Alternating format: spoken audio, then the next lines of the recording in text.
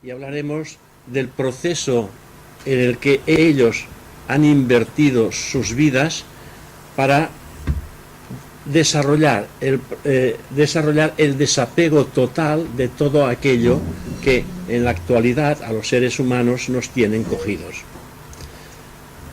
Los seres humanos estamos presos de todo cuanto nos rodea, es decir, de la vida física, de los objetos, de los sujetos, de las emociones, de los sentimientos, pasiones, etcétera, etcétera, etcétera.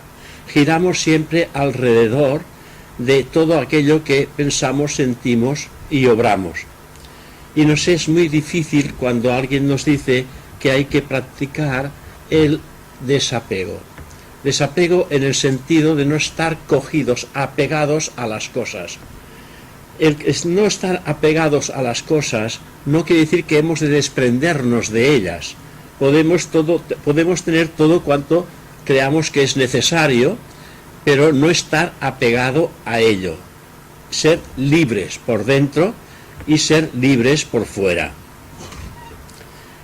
Es bien verdad que hay hombres que han alcanzado esta liberación, que no se dan a conocer. En la literatura teosófica encontramos muchísima literatura sobre este particular. Hay un libro que se llama Las cartas de los Mahatmas, cartas de los maestros, en que aquí ellos se dirigen directamente a sus discípulos para informarles un poquitín de lo que es la vida oculta y también a título personal. Hay hombres perfectos que se llaman adeptos, o los llamamos adeptos, con la divinidad ya desarrollada en ellos, y son seres humanos que han completado su evolución humana, la han terminado. El que hayan terminado su evolución humana no quiere decir que no estén en contactos con los seres humanos. Hay adeptos que vuelven nuevamente a estar en contacto con los seres humanos y a los cuales se les dan unos nombres orientalistas que son bastante difíciles de pronunciar. Por ejemplo, aquel que sacrifica su entrada en el nirvana, es decir, porque pueden entrar en el nirvana, puesto que se han hecho merecedores de ello por propios méritos, y renuncian a esa felicidad total y absoluta por amor a la humanidad. A estas entidades se les llaman nirmanakayas. Un nirmanakaya renuncia a la felicidad de la cual él se ha hecho merecedor por amor a la humanidad, y están trabajando para el bien común de la sociedad y de la humanidad. Habiendo ellos hollado el sendero ordinario de los hombres, en el que nosotros ahora nos hallamos, han escalado las alturas del más escarpado sendero que lleva hasta a un estado de superhumano. En muchísimas ocasiones estamos diciendo en que la evolución humana es como una especie de espiral, que es una especie de espiral. Esto sería una montaña, es una especie de espiral que va ascendiendo, hasta que se alcanza la cima. Y que los seres humanos que nos encontramos aproximadamente por estos puntos, nos vamos entreteniendo muchísimo en el camino.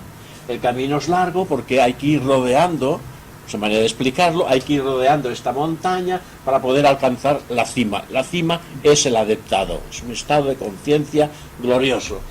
Y los seres humanos nos entretenemos aquí y hacemos lo que hacen las mariposas, vamos de flor en flor. Vamos gustando de todo lo que existe en el mundo físico. Y entonces vamos picando por aquí y por allá, nos vamos entreteniendo en el camino, y tienen que ir pasando muchísimas y muchísimas vidas hasta que nosotros, a través de una literatura, un conocimiento, una conferencia, un amigo, un estado, un sufrimiento, una crisis que podamos pasar, una circunstancia dolorosa en nuestra propia familia, empezamos a reflexionar. empezamos a reflexionar y nos damos cuenta realmente que hay algo que debemos de poner orden en nuestra existencia. Y entonces este individuo se para y dice, ya no quiero seguir este movimiento, esa manera de explicarlo, ¿no? No vamos a seguir este movimiento, voy a ir directamente a la cima. Y ese camino directo es el más difícil. Es el más difícil porque requiere empezar a dejar todo aquello por lo que el hombre aquí en la vida está luchando.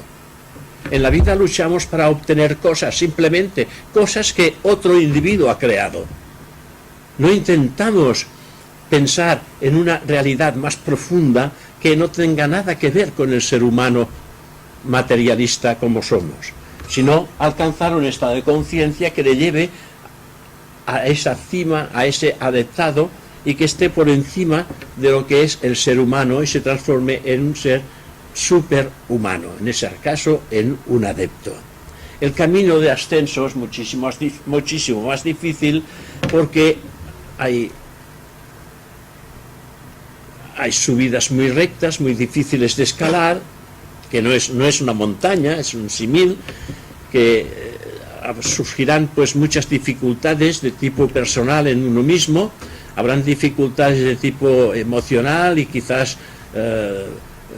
también de tipo psicológico, etcétera, y estas dificultades las tenemos que ir pasando aceptándolas porque si las pasamos simplemente de una manera pues quejándonos, no hacemos nada. Hay que aceptar aquello que nos viene y aceptarlo y estar contentos de que esto sea así. Yo a veces digo, cuando nos llegan una de estas dificultades que la vida nos presenta, un ser querido que se va de este mundo, o una enfermedad que pueda llegar, o un revés de fortuna que pueda entrar en nuestras vidas, bueno, pues hay que estar satisfecho de que esto venga, porque es un momento de cambiar las cosas. Es un momento de cambiar las cosas. Las crisis están para que las cosas cambien, y en ese caso no son cosas, sino para que el hombre cambie, para que nosotros cambiemos. Es importante el cambio en nosotros mismos, porque seguimos una rutina en la que no reflexionamos en absoluto. Y ya sabéis que el discernimiento es la base fundamental de la evolución humana. Krishnamurti, en sus escritos, en un pequeño librito, pues ya dice, para entrar en este sendero son 4 los requisitos, son 4 los requisitos para entrar en este sendero. El primero, discernimiento. Es fundamental. Si no utilizamos el discernimiento, no sabemos por dónde hacer las cosas. Discernimiento, carencia de deseos, recta conducta y amor. Estos 4 requisitos son indispensables. Pero con ellos podemos hacer un largo camino, un camino realmente fantástico y maravilloso. Estos seres a los cuales llamamos adeptos han hollado, han andado, se han paseado por la senda que nosotros tenemos que recorrer todavía. Hay mucho camino por recorrer para el ser humano. Y han alcanzado un punto supremo habiendo pasado ellos de iniciación a iniciación, ampliando el desenvolvimiento de su conciencia hasta conocer directamente lo que antes hemos mencionado, el nirvana, es decir, la eterna felicidad. En la evolución humana hay 3 etapas que son importantes siempre de tener en cuenta. La primera etapa es la primera gran iniciación, es la individualización. La primera etapa es la individualización, que es cuando el ser humano toma las riendas de su propia evolución, es decir, ya no está regido por lo que se llama alma grupal, sino que rige su propia evolución, toma las riendas y es responsable de sí mismo en el desarrollo de su propia espiritualidad. Y la segunda etapa es la primera gran iniciación. Es por esta razón que nos dice de iniciación en iniciación hasta alcanzar la total y absoluta liberación. Y esta absoluta liberación se consigue cuando se alcanza lo que se llama la quinta iniciación. La quinta iniciación es la del adepto. Ya no hay necesidad de reencarnar porque él se ha liberado totalmente de cualquier causa kármica que lo trajera nuevamente aquí. Nosotros venimos aquí porque aceptamos las causas kármicas que en el pasado hemos ido sembrando y que en la actual vida también vamos sembrando, si no karma negativo, karma positivo, que esto nos ayudará enormemente en futuras encarnaciones. Por lo tanto, nosotros venimos aquí porque aceptamos ese karma que hemos ido elaborando en el transcurso de nuestras vidas y nos damos cuenta que somos totalmente imperfectos y que para alcanzar la perfección hemos de irnos experimentando vida tras vida hasta que llegue el momento en que vamos a tomar la decisión, nos vamos a clavar ante nosotros mismos y vamos a tomar una resolución. Vamos a decir, la vida hasta aquí tiene que terminar. A partir de ahora mi vida estará dentro de unos cánones en los que voy a empezar a trabajar directamente mirando siempre hacia el interior. Y entonces abraza esta enseñanza, la enseñanza teosófica, o avanza la Vedanta, o avanza la enseñanza de los Vedas y de los Upanishads. Entonces se encierra trabajando en sí mismo y deja de mirar al exterior. El exterior, todo cuanto vemos, ya nos lo dijo aquí el compañero, es maya. Todo lo que estamos viendo, nuestros ojos miran hacia afuera y todo lo que ven es maya, es ilusión. Y queremos ver realidades. ¿Por qué es ilusión y es maya? Porque tiene principio y tiene fin. Porque es perecedero, nace y muere. Y todo esto que nace y muere, que tiene principio y tiene fin, es un aspecto fenoménico de la naturaleza que viene para experimentarse, con lo cual nosotros también somos un aspecto fenoménico de la naturaleza, porque venimos, nos experimentamos y luego nos marchamos, nos vamos. Y cuando el hombre empieza a introspeccionar dentro de sí mismo, puede contactar con realidades que siempre han estado presentes y que es la realidad de lo eterno en el sí mismo. Esto es muy importante. Nuestra evolución está ahora dirigida a encontrar la realidad del sí mismo, que es la realidad de todos los seres. Cuando nos encontramos a nosotros mismos, entonces estamos al corriente de todo aquello que está alrededor nuestro. Somos uno con todos los demás. Es el axioma de Madame Besant, que todo aquel que se sienta uno contigo sepa que es también uno con todos los demás. Pero para que esto ocurra tenemos que llegarnos a encontrar a nosotros mismos. Ya decía aquí nuestro amigo que en el dintel del oráculo de Delfos en Grecia, pues en el dintel hay una frase que dice: hombre, conócete a ti mismo. Y le hemos añadido: conocerás a los dioses y al universo entero. Porque en realidad vosotros y yo somos dioses, lo que pasa que no lo sabemos, porque no nos hemos encontrado. Estamos plenamente identificados con nuestra mente, con nuestras emociones y con nuestro cuerpo físico. Como no hay la percepción del ser divino que mora en lo más profundo de nuestra naturaleza, entonces pensamos que somos este cuerpo.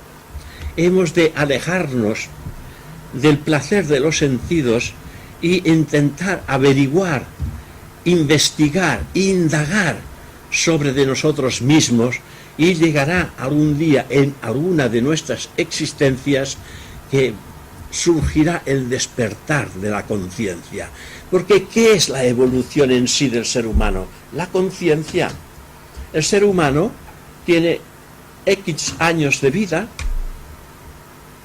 de niño, adolescente, adulto, y de adulto ya a persona mayor, y hay una decadencia y desaparece.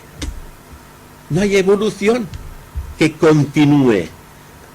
Es un ciclo limitado. Pero en cuanto nos encontramos a nosotros mismos, estamos en lo eterno. La palabra eterno es siempre una conciencia abierta y despierta. Con lo cual, la palabra de conciencia es lo que evoluciona en el ser divino.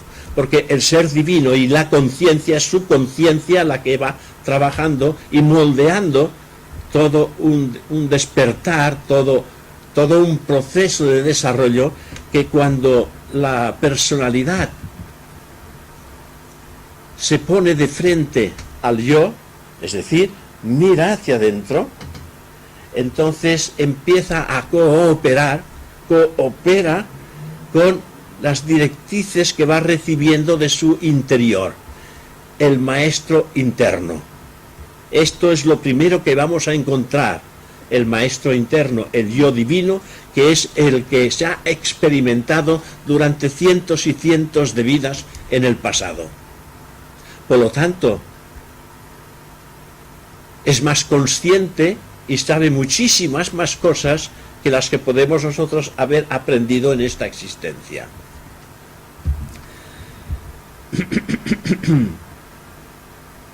Así que podríamos decir que la luz una, eterna, existe en todos nosotros, ese yo divino, este yo al cual llamamos el yo superior,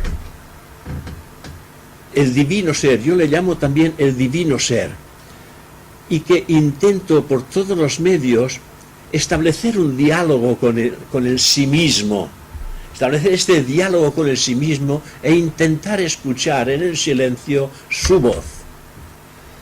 Bucea en lo más profundo de tu corazón y escucha la voz de Dios, que es tu propia voz. Eso está en la voz del silencio. Entonces, cuando estamos en silencio, escuchamos la voz del silencio, que es una voz inaudible, que solamente la sentimos nosotros, porque viene de dentro, no es una voz que venga de fuera. Cuando vosotros leéis, yo pongo el ejemplo de la lectura, cuando hacemos una lectura en silencio, oís una voz que está leyendo, pero es una voz en el silencio, pero vosotros sentís la voz, porque esa voz viene del corazón. Porque la conciencia de Dios está ubicada en el corazón espiritual, no el corazón físico, sino en el corazón espiritual. Y cuando toda nuestra atención está ubicada en aquello que estamos haciendo, y aquello que estamos haciendo está dirigido a la indagación de aquello que somos, entonces sentimos esta voz en nuestro interior. Y esto es algo que todos podemos hacer. Todos. Vosotros recordáis momentos de silencio en los que habéis estado leyendo, y si estáis absorbidos por aquello que estáis leyendo, estáis escuchando esta voz, estáis hablando con vosotros mismos. Es aquello que decía Santa Teresa de Jesús, que ella decía: cuando escucho a Dios, me doy cuenta que estoy escuchándome a mí misma. Cuando escucho a Dios, el místico, sabéis que dice que habla con Dios. Es una realidad, porque el ser divino que está en cada uno de vosotros es Dios mismo, Dios en el hombre. Y eso lo dicen también todas las religiones.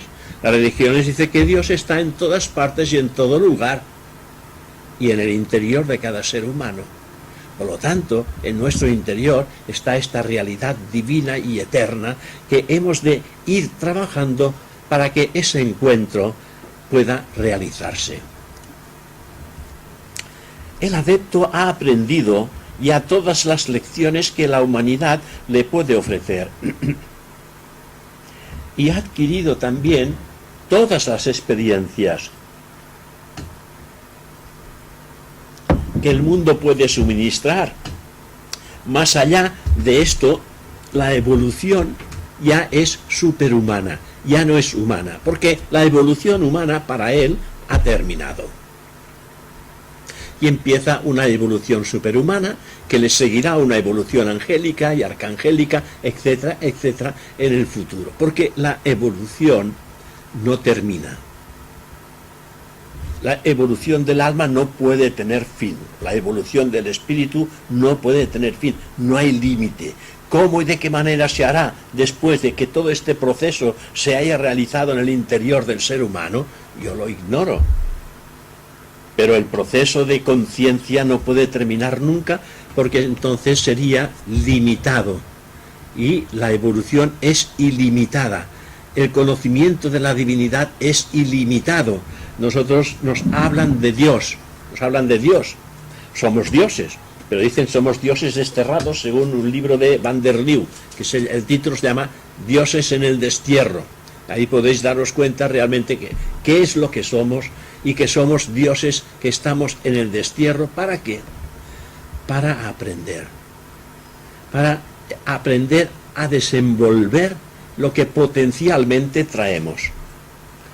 Porque tenemos la divinidad de Dios, está en nosotros, pero está en un estado latente, y en la labor de descender a estos mundos, ir y volver, hace que esto que está latente se vaya activando vida tras vida. Sabemos que vamos a cometer, o que estamos cometiendo, muchísimos errores. Estos errores es debido a la ignorancia. No lo hacemos adrede. A veces impulsado por los sentidos. Los sentidos es ignorancia. Pensemos que hay ciertos sentidos que nos empujan hacia el mundo, como es natural, y esto es la ignorancia de este otro mundo al cual pertenecemos. El ser humano no pertenece a este mundo. El ser, el yo, no pertenece a este mundo. A este mundo solamente pertenece el ser humano. Pero nosotros no somos el ser humano. Es una cosa que hay que tener siempre muy presente. A veces nos preguntan, pero entonces, ¿cómo podemos nosotros darnos cuenta qué es lo que somos, si estamos ahora ubicados en el ser humano? En principio, antes de saber quiénes somos, hemos de saber lo que no somos. Esto es más importante. Antes hay que saber qué es lo que no somos. Y una vez nos hayamos dado cuenta de que no somos el cuerpo físico, que no somos las emociones, que no somos los pensamientos, surgirá la pregunta, ¿quién soy yo? Si no soy esto, ¿qué es lo que yo soy? Y es ahí donde viene la indagación, desde ahí donde viene el vichara de Ramana Maharshi, que él utiliza para que el individuo pues no tenga que romperse la cabeza en preguntarse qué es lo que yo soy. Simplemente esto, ¿quién soy yo? Este es el gran vichara de Ramana Maharshi. Un maestro es un hombre divinizado, es un hombre mayor que comparte nuestra humanidad, pero superior a nosotros por la grandeza total de su propia evolución. Un maestro, según su nombre implica, admite discípulos. Hay maestros que aceptan discípulos y otros que no aceptan discípulos. El por qué yo no lo sé, pero sabemos que sí que hay maestros que aceptan discípulos. Y aquí eso tiene también una explicación. Decimos que el primer maestro que vamos a encontrar en la evolución es el yo real, que es quien ha vivido cientos y cientos de existencias y que ha ido almacenando experiencia tras experiencia. Por lo tanto, sabe más que el aspecto conciencia que hemos desarrollado en esta existencia. El primer maestro que vamos a encontrar es el yo. Por eso todas las enseñanzas nos hablan, hombre, conócete a ti mismo, conocer la realidad del yo. Y este es el primer maestro. Otro maestro que también nos ayuda muchísimo, que no tiene nada que ver con el yo, es el dolor. Este es el que parece ser que todo el mundo utiliza, el dolor. Por el dolor aprendemos que hay cosas que no debemos hacer, que hay cosas que hemos de intentar corregir. El dolor es el que nos hace reflexionar para no cometer el mismo error. Por eso también nos dicen que el primer maestro que encuentra al ser humano es el dolor, porque hace cosas que no debe de hacer y entonces sufre las consecuencias de lo que ha hecho. Y eso es una experiencia que tiene, y entonces esto es lo que recuerda, porque le ha producido dolor. Pero hay muchísimas ocasiones que el hombre no tiene en cuenta, pasado lo que ha ocurrido, vuelve a tropezar con la misma piedra y vuelve a hacer las mismas tonterías.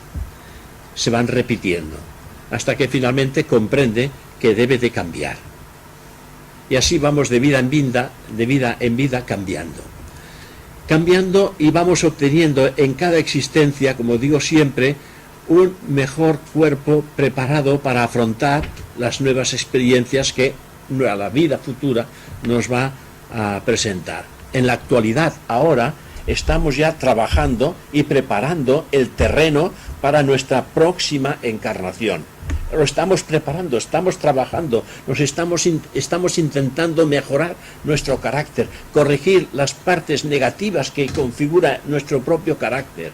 Nuestro carácter tiene ciertas tendencias que a veces son explosivas y hemos de intentar tenerlas siempre bajo control. Al principio hay que estar muy atentos para que no cometamos errores que la ignorancia hace que las repitamos continuamente. ¿Y qué ignorancia? La ignorancia de los mundos internos. Podemos tener una cultura maravillosa en el mundo físico, grandes carreras, pero podemos ser ignorantes del mundo espiritual. Hay ignorancia del mundo real. Vivimos un espejismo y nos hemos preparado para conocer este mundo, este espejismo y este maya. ¿Y qué hemos hecho para conocer la realidad que existe en cada uno de por sí? Cada uno tiene su propia realidad. Y esa realidad que está repartida es la realidad una, la vida una, porque todos somos uno. Y en este aspecto, el individuo tiene que ir reconociendo, debemos de irnos reconociendo que tenemos la gran posibilidad, si trabajamos seriamente en esta existencia, de preparar el terreno y en próximas existencias vendremos mejor equipados para afrontar aquello que deba de venir.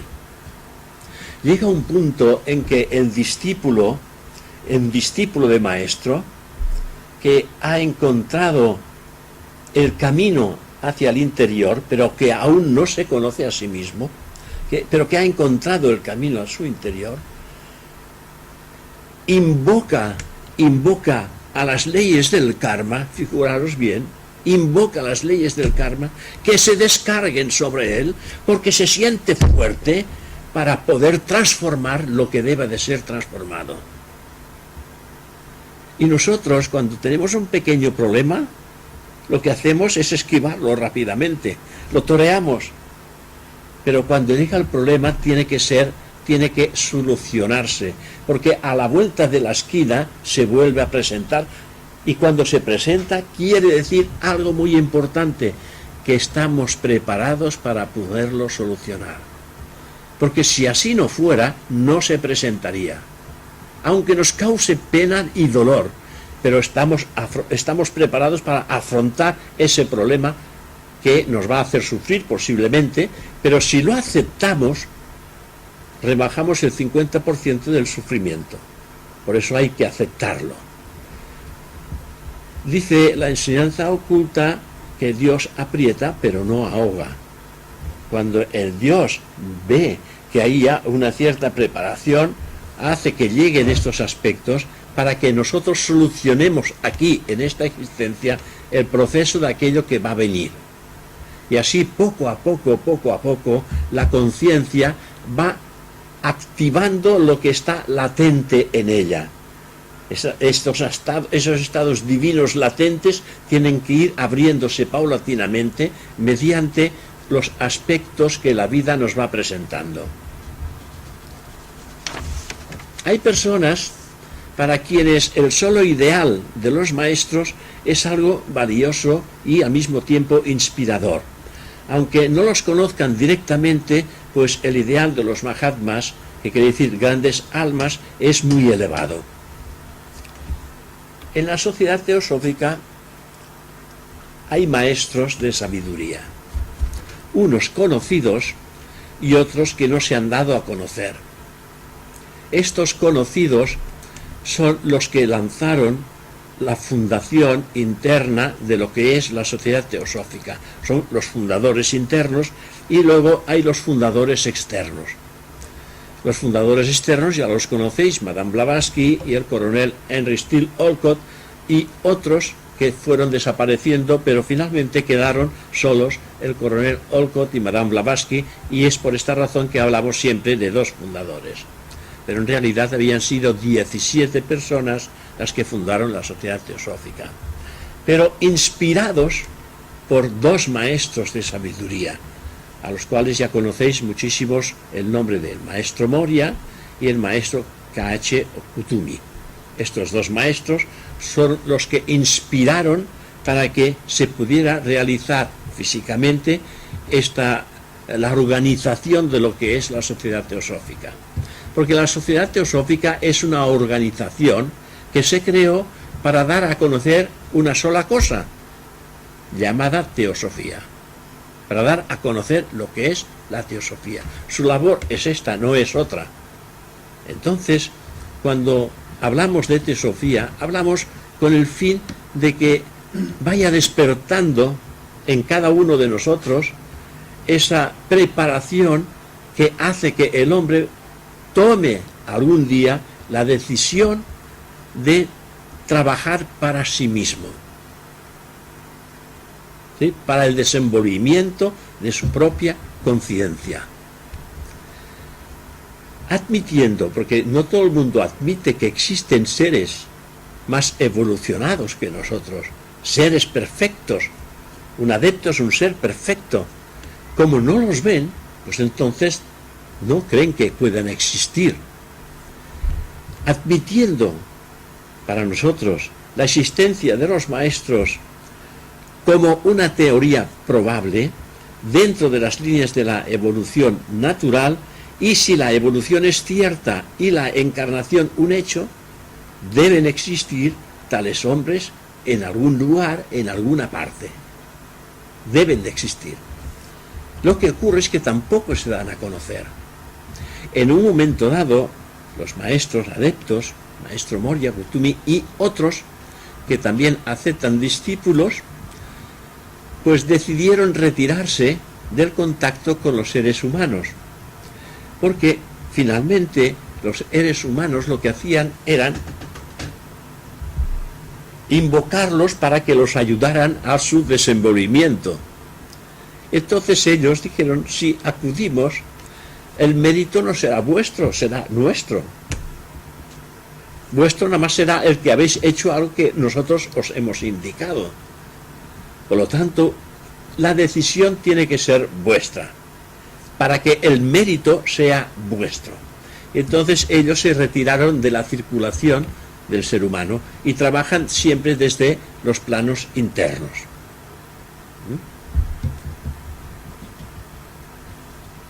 Se tiene testimonio de la experiencia de primera mano que existen también estos seres en la India y también en otras partes, muchos hombres que tienen conocimiento personal de los Mahatmas.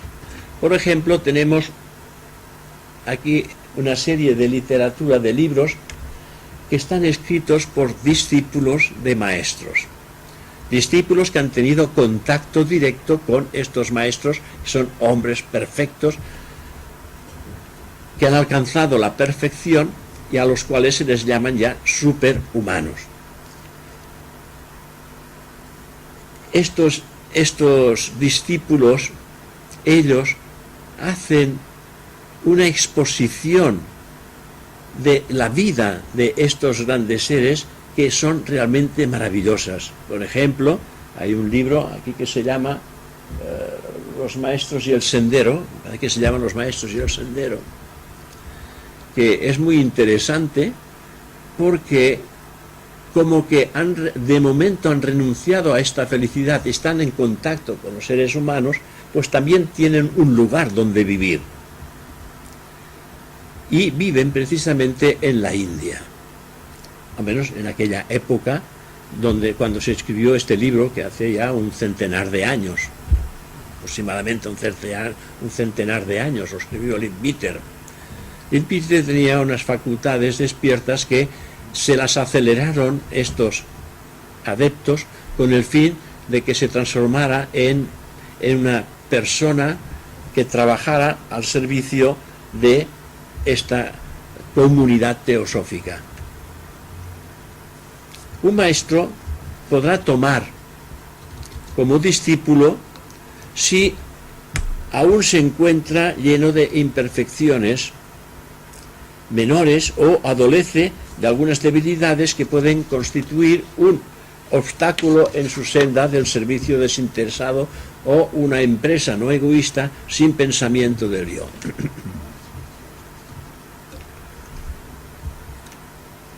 Nosotros somos aspirantes al discipulado. Quizás no lo sabemos, que somos aspirantes al discipulado.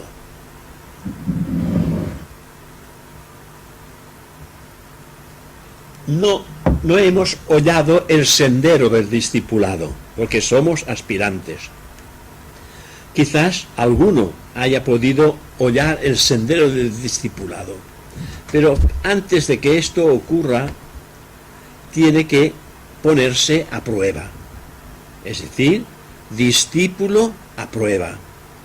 Ponerse discípulo a prueba quiere decir que tiene que superar ciertas cosas que si no las supera no puede profundizar más.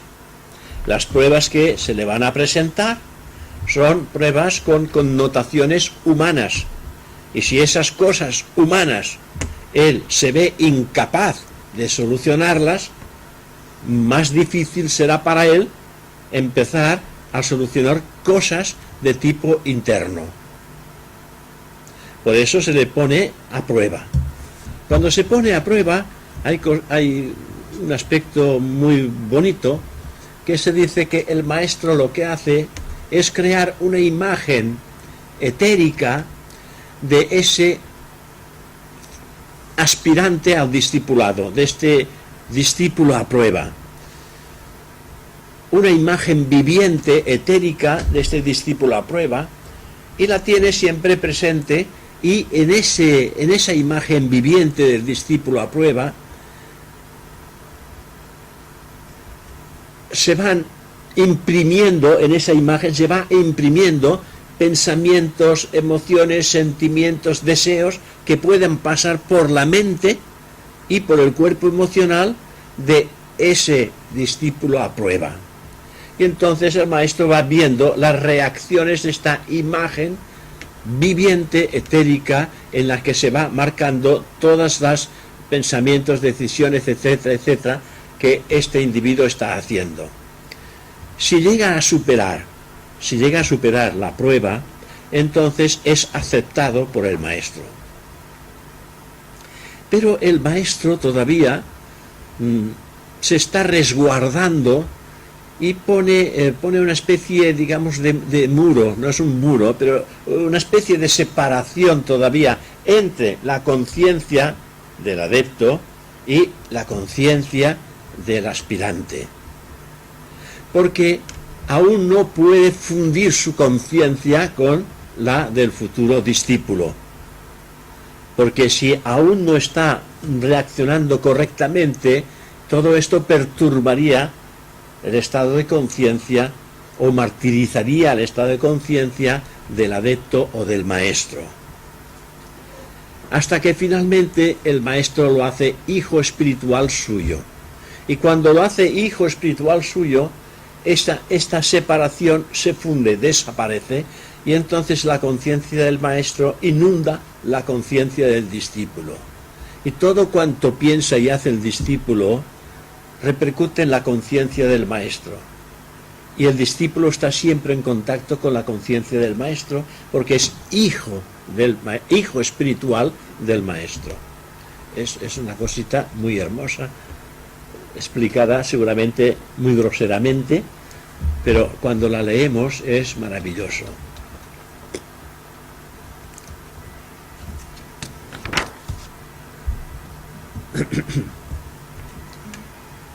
Las tres posibilidades para el sendero probatorio o para ser un discípulo a prueba son el control del pensamiento, la meditación diaria y el noble carácter.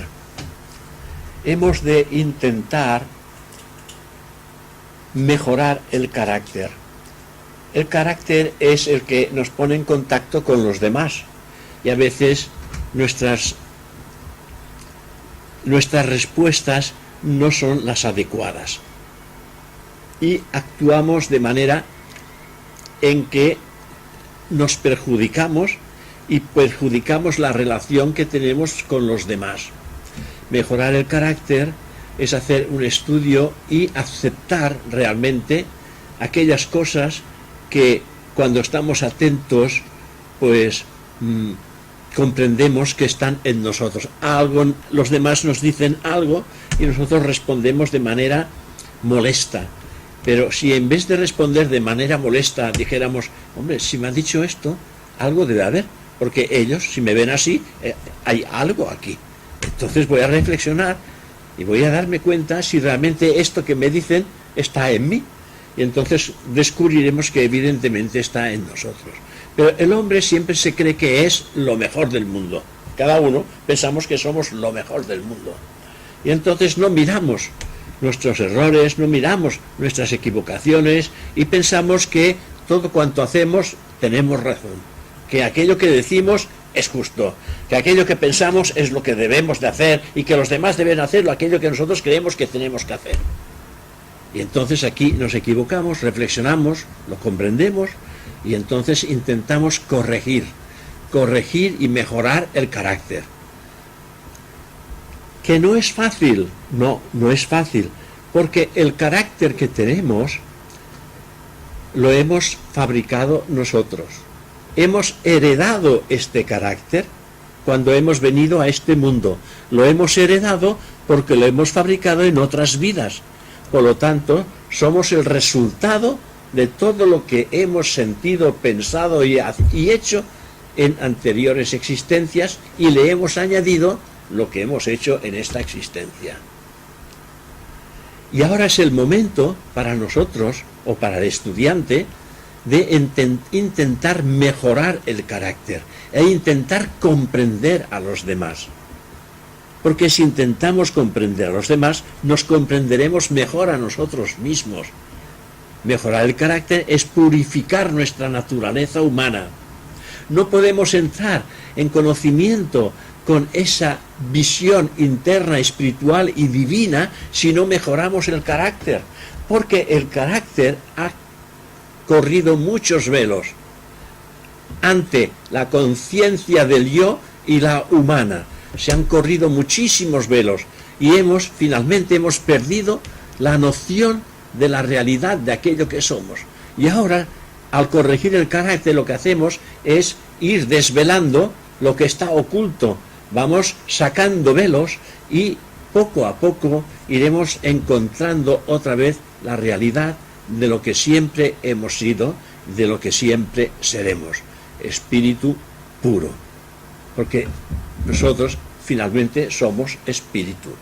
Y para poder entrar en contacto con el espíritu, hemos de pensar como espíritus y no como humanos. Solamente se puede ir al espíritu con el espíritu. Hay una fracción del sí mismo que está actuando en el mundo de las formas, es decir, en el mundo mental, en el mundo emocional y en el mundo físico. Es un fragmento del sí mismo. Y eso es lo que está funcionando. Y ese fragmento que no es el sí mismo, sino que es un fragmento del sí mismo, se ha identificado con nuestra mente externa, con nuestras emociones, con nuestros sentidos y con el mundo físico. Y finalmente cree que es eso. Pero ahora tenemos la oportunidad de descifrar esa incógnita, de darnos cuenta que no somos esto, sino que somos algo que hemos de investigar por nosotros mismos. Y entonces es cuando empezamos a trabajar en esta línea y poco a poco vamos a ir adquiriendo las cualidades necesarias para poder entrar directamente en conocimiento de la realidad. Y esas cualidades son cuatro cualidades que se exige a un discípulo a prueba, se le exige de alguna manera que él trabaje estas cualidades antes de que se pueda llegar a ser un discípulo aceptado, antes de que se aparte aquello que lo separa todavía del maestro, de las cuales vamos a hacer un rápido bosquejo con el fin de conocer sus nombres técnicos en sánscrito y traducidos al castellano, que ya los conocéis. La primera cualidad que se exige al discípulo a prueba es viveka. Viveka, que quiere decir discernimiento entre lo real y lo irreal. Viveka. Hay un libro que se llama Viveka Sudamani, que es la joya suprema del discernimiento. Esto es realmente maravilloso. Uno cuando lee esto es que se transporta más allá de lo divino que podamos imaginar. Entramos en contacto con una realidad de lo eterno y divino que siempre está presente en nosotros. Porque hay unos aforismos, sobre todo el que está traducido por Roberto Pla, que es poesía pura. Se llama la joya suprema del discernimiento, viveka. Es decir, el discípulo deberá de adquirir la facultad de distinguir entre las cosas transitorias en las que estamos envueltos, como la fama, el poder, la posición social, así como el aspecto mental, moral y espiritual. Tendrá que distinguir, tendrá que discernir. Y es importante cuando decimos nosotros, aquí venimos a aprender. ¿Aprender a qué? A distinguir lo real de lo irreal. Porque vosotros internamente sois lo real. Yo soy lo real.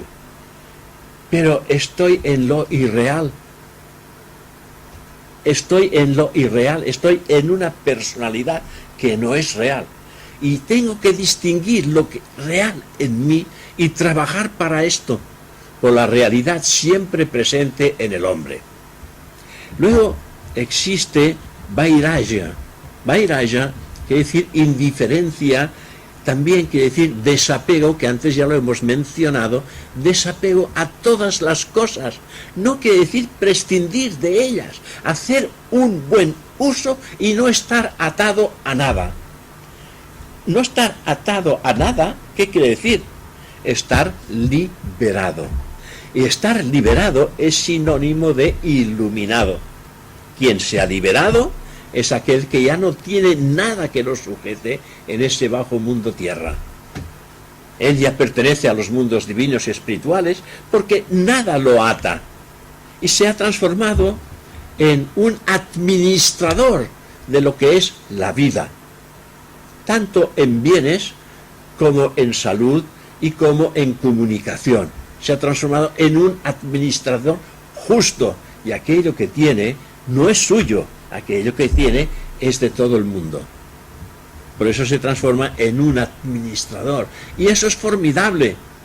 Hoy no, la gente vimos que todo cuanto hacen es para sí mismos, no es para los demás, y como máximo para mi familia. Eso sí, para mi familia, pero no los demás.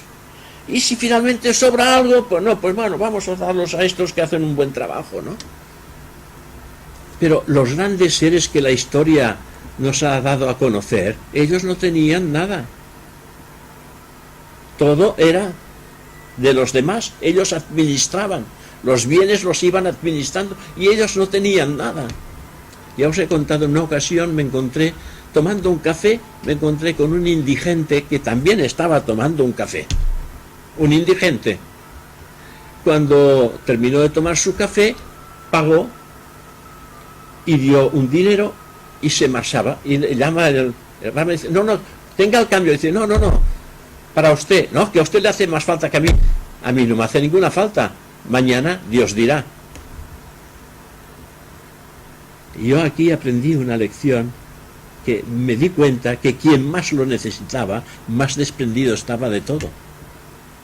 Mañana Dios dirá, yo hoy he terminado, no necesito nada. Y le dio lo que tenía. O sea que el discernimiento, el desapego, es no estar atado a las cosas. Nosotros esto lo estudiamos muchísimo, lo que es el desapego, porque es importante establecer esta manera de trabajar con nosotros mismos.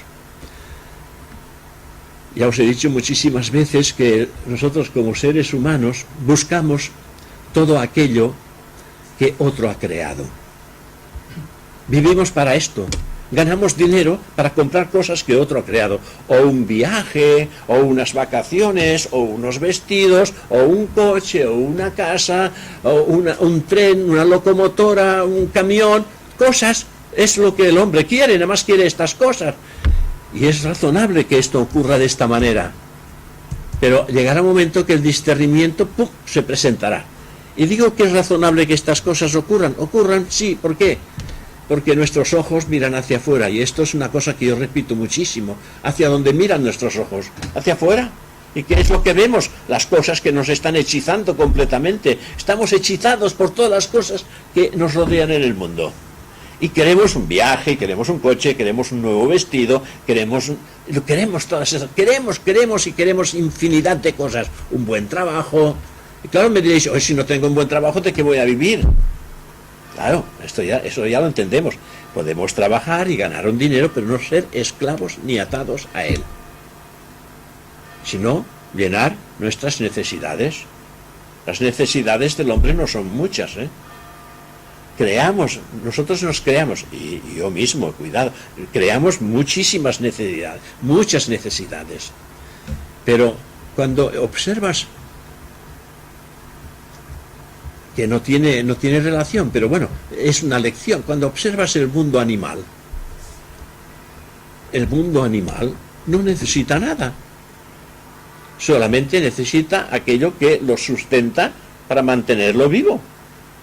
Tiene una inteligencia instintiva que hace que él se acerque hacia aquellas cosas que lo alimentan y que lo hacen vivir, pero después no pide nada más. Si nosotros viviéramos no la vida animal, sino de una manera también razonable, y pensar y administrar todos los bienes que de alguna manera pueden llegar hasta nosotros, administrarlos correctamente con el fin de que aquel que lo necesita los pueda tener. Porque si nosotros tenemos bienes que aún no necesitamos, ¿para qué los queremos? Si cuando nos vamos de este mundo todo lo dejamos aquí. Si cuando venimos en este mundo venimos desnudos. Y luchamos y adquirimos y acumulamos y tenemos una gran fortuna y nos vamos de este mundo y todo se queda aquí. No reflexionamos en esto.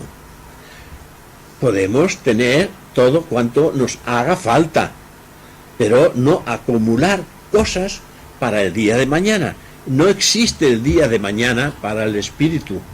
El espíritu es eterno y no existe el día de mañana. Él vive fuera de tiempo-espacio. Nosotros sí que estamos limitados en tiempo y espacio. Pero eso poco a poco, el estudiante, pues vamos a ir descubriendo paulatinamente. No debemos o no deben de ser matados los deseos, sino trascendidos. Las apetencias, los deseos, no deben ser matados, sino trascendidos y transmutados en lo superior, a fin de ser cambiados en el único deseo de estar de acuerdo pues con la voluntad divina, como es natural.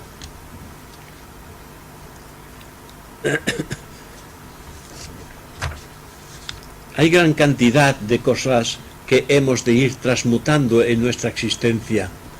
Transmutar al mismo tiempo es purificar. Purificar, adquirir un carácter noble, justo y ético. Que esto es fundamental. Precisamente la ética es algo que ahora prácticamente brilla por su ausencia en el ser humano. En conjunto, no en todos. Hay gente que son éticos por dentro y que tienen una ética e intentan vivir éticamente con los demás. Aquí el amigo también menciona a esa ética. La ética en esta enseñanza desde niño.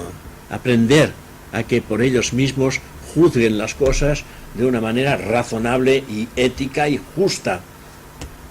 Hemos de ser de esta manera éticos y justos para todas las cosas y tendremos y habremos vencido cuando nos daremos cuenta que no nos duele en absoluto, sino que nos sentimos orgullosos de ser nobles, justos y éticos. El amor humano es frágil y egoísta.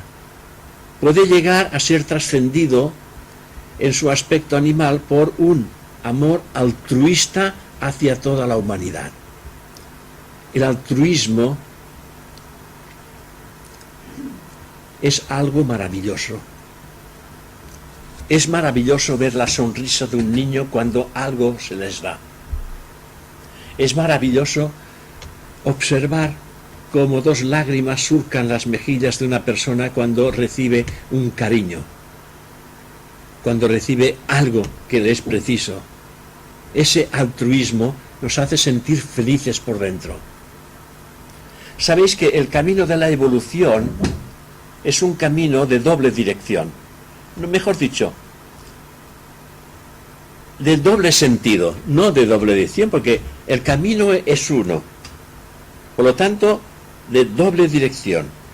El camino de la evolución es hacia afuera, cuando se manifiesta, y hacia adentro, cuando uno se recoge en sí mismo. Por lo tanto, es de doble dirección. El ser humano, en un principio, no puede coger el camino que va hacia adentro. Tiene que coger el camino que va hacia afuera porque se tiene que experimentar. Lo de dentro está latente, lo hemos dicho, y debe de experimentarse fuera, porque fuera hay la dualidad. Hay lo contrario de lo que él es, pero es ignorante de lo que él es porque todo está latente.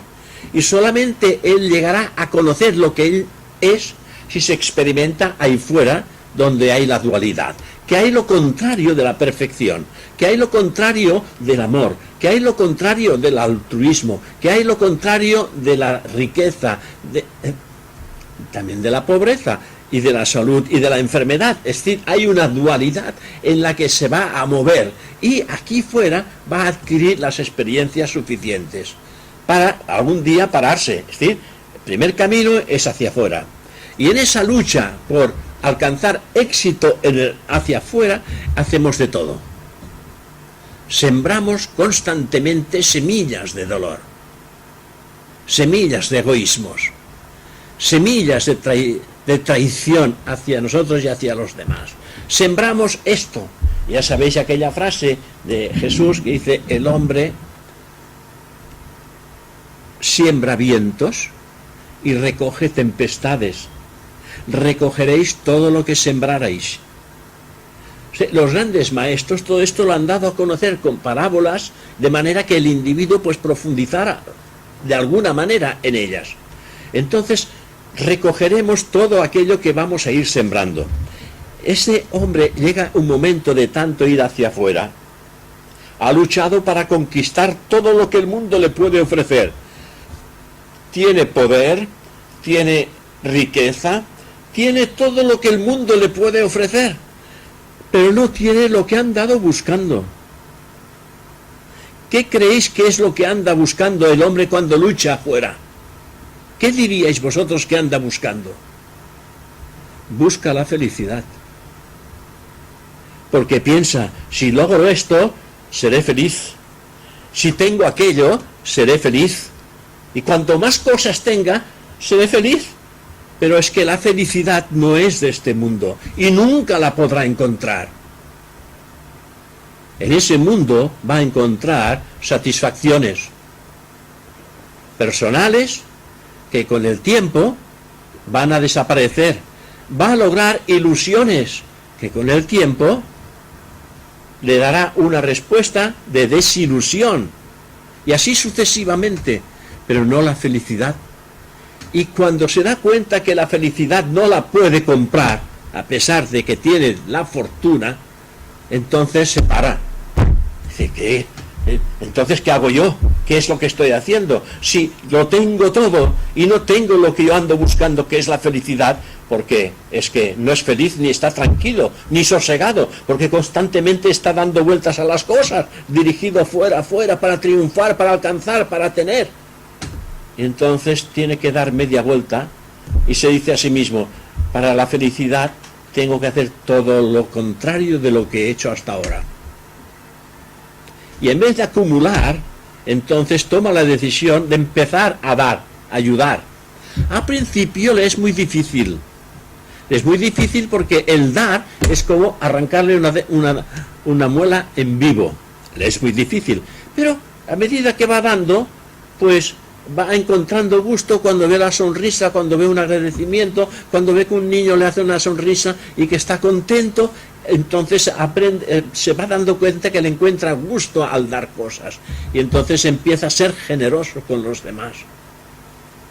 Y ahí se va desatando del egoísmo y va empezando a desarrollar un altruismo que es indispensable. Un altruismo que va seguido de una ayuda a todo aquello que precisa ser ayudado. Esto es un poquitín ese altruismo. Vairaya o desapego y también discernimiento. Y luego viene un tercer aspecto que se le llama, tiene un nombre raro, Satsampati. Satsampati, el séptuple grupo de las dotes de la mente conocidas como recta conducta, y estas cualidades están mencionadas en todo el proceso de nuestra evolución y de trabajo. No las voy a enumerar porque ya no tengo tiempo, me he pasado. Pero hay estas seis clases en las que la mente puede alcanzar esa quietud y ese control sobre de sí mismo. Porque hay una mezcolanda tremenda entre la mente y nuestro cuerpo emocional. Es por esa razón que se le llama el kama manas, manas quiere decir mente, y que kama es deseo, por eso se llama kama manas. Yo digo, es una asociación entre nuestros sentidos y la mente objetiva, porque la mente también es dual, hay la mente objetiva y la mente subjetiva. Entonces la mente objetiva se asocia con los deseos y entonces el deseo te hace sentir la necesidad de volverlo a repetir, y hay una asociación aquí que, bueno, dice que está tan estrechamente enlazado como estas sillas de mimbre, ¿sabéis? Estas sillas de mimbre que están recogidas, bueno, algo así, para que nos demos cuenta. Y el hombre tiene que empezar a desatar todo esto, tiene que empezar a desatarlo todo y intentar tener control de la mente. Pero si uno piensa que hay que tener control sobre la mente, aquí nos está diciendo algo que es muy importante, que la mente es una cosa y el que tiene que tener el control es otra cosa. Aquí nos damos cuenta que no somos la mente, que somos algo que está por encima de la mente y que tiene que tener el control de la mente, porque si tengo el control de la mente, tendré el control a su debido tiempo de mis propios sentidos. Porque los sentidos solo pueden ser controlados por la mente. Y si la mente se pone a mi servicio, entonces esa mente se transforma en un aliado realmente fantástico. Así como en La Voz del Silencio se nos dice que la mente es la destructora de lo real, cuando la mente se pone a nuestro servicio, es un servidor magnífico. Casi es ilimitada en el servicio. Digo casi porque es limitada, pero casi es ilimitada en el servicio que puede prestar al yo real.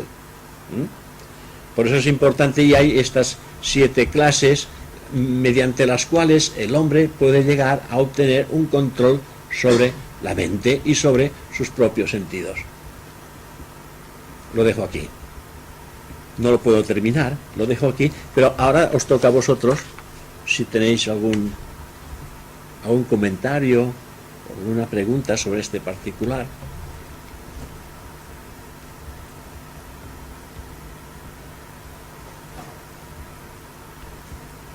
¿No?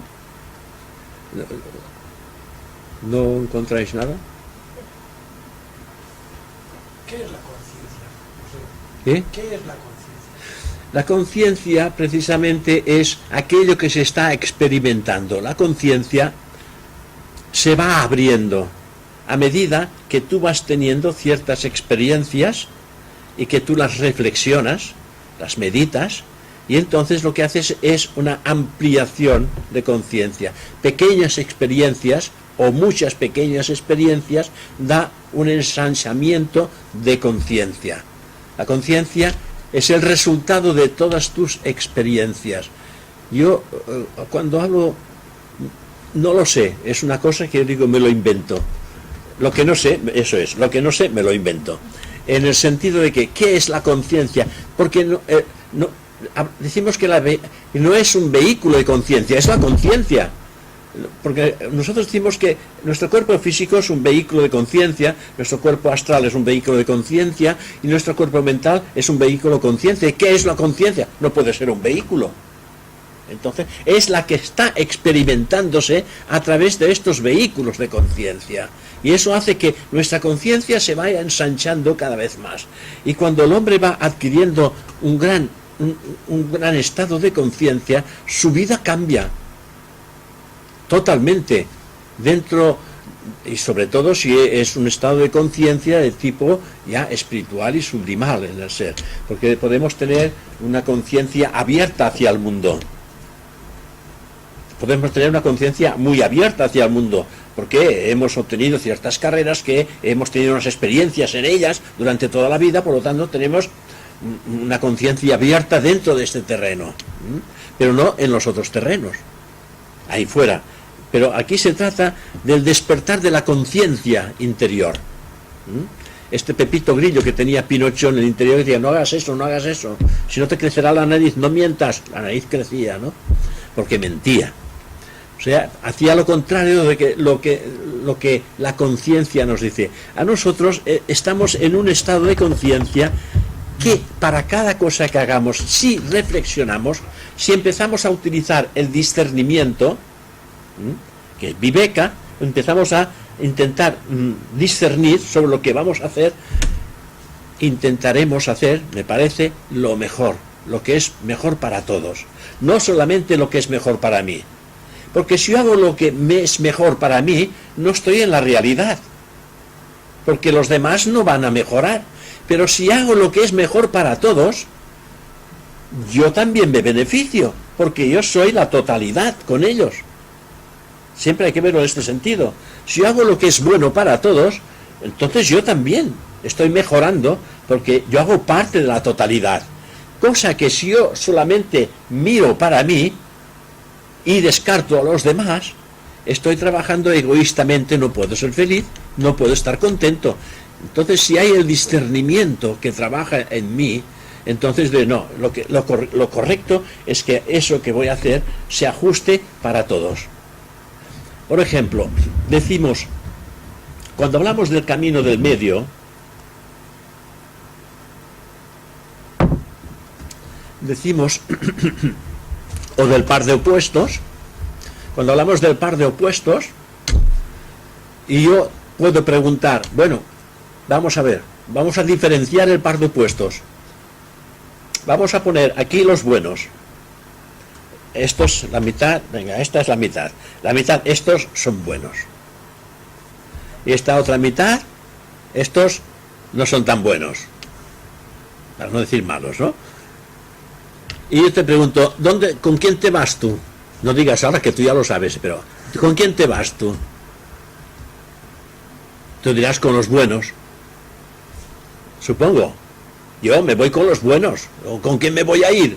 Yo soy bueno, me voy con los buenos. Y entonces el maestro te preguntará, ¿y qué haces con los demás?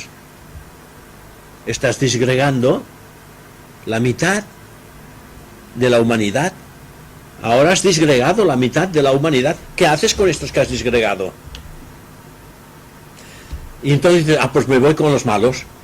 Bueno, ¿y qué vas a hacer con los buenos? Has disgregado los buenos. Entonces, ¿qué pasa aquí? ¿Qué te dice? ¿Qué es lo que dice el Buda? El camino del medio. ¿Qué es el camino del medio? ¿Qué es lo que te da a entender? Voy a hacer lo que es bueno para ambos. Estos son los buenos y estos son los malos. Lo que voy a hacer es lo que es bueno para todos. No solamente para los que a mí me parece que son buenos o para los que a mí me parece que son malos. Entonces, claro, el desarrollo de la conciencia espiritual en este sentido es hacer aquello que no involucra el par de opuestos, sino hacer lo que es justo. En este sentido, la conciencia hace grandes avances. Y yo digo que la conciencia, a mi parecer, es una avanzada del yo. Es una avanzada del yo que está recogiendo lo que está, es aquello que está presente en todas las cosas. Y al mismo tiempo en comunión con el yo real.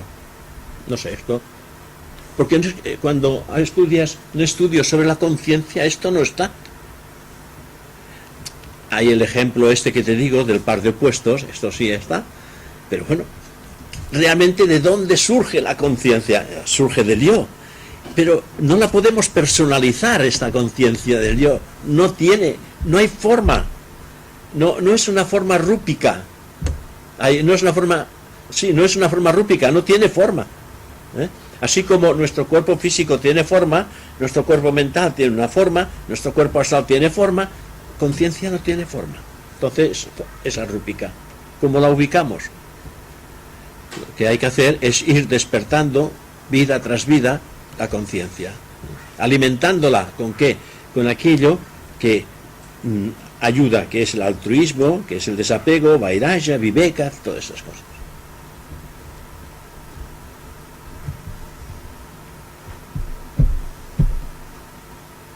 Bueno, no queréis saber, no hay nada más, decidme algo.